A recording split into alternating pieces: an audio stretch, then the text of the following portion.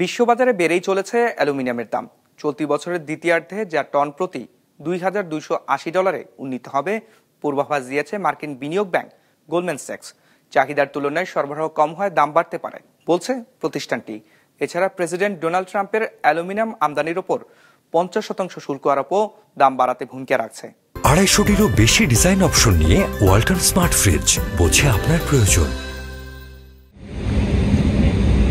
পরিবহন, নির্মাণ ও প্যাকেজিং খাতে অ্যালুমিনিয়ামের ব্যবহার সবচেয়ে বেশি। 2025 সালের শুরু থেকেই বাড়ছে এই খনিজ পদার্থটির দাম।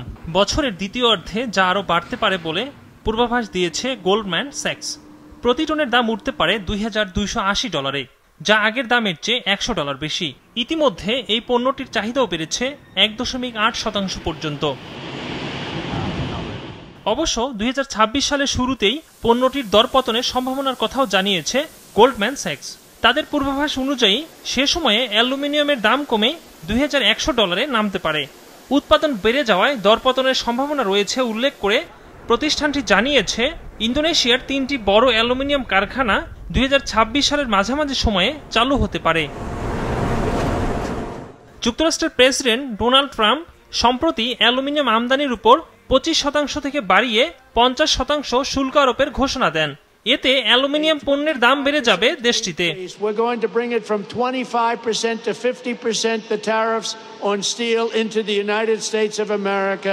চলতি বছরের এপ্রিলে প্রেসিডেন্ট ট্রাম্প চীনের সাথে শুল্ক যুদ্ধ শুরু করেন। পাল্টা পদক্ষেপ হিসেবে বিভিন্ন দুষ্প্রাপ্য খনিজ পদার্থ রপ্তানিতে নিষেধাজ্ঞা দেয় চীন। এতে বিশ্বজুড়ে গাড়ি, বিমান, মহাকাশ, সেমিকন্ডাক্টর ও প্রতিরক্ষা সরঞ্জাম উৎপাদনকারী কোম্পানির সরবরাহ চেইনে বড় ধাক্কা লাগে। ইন্টারন্যাশনাল এনার্জি এজেন্সির তথ্য অনুযায়ী দুষ্প্রাপ্য খনিজের 61% উত্তোলন করে চীন, আর প্রক্রিয়াজাতের 92% নিয়ন্ত্রণ তাদের। একরামুল ইসলাম খান, বিজনেস রিপোর্ট, মাছরাঙ্গা টেলিভিশন।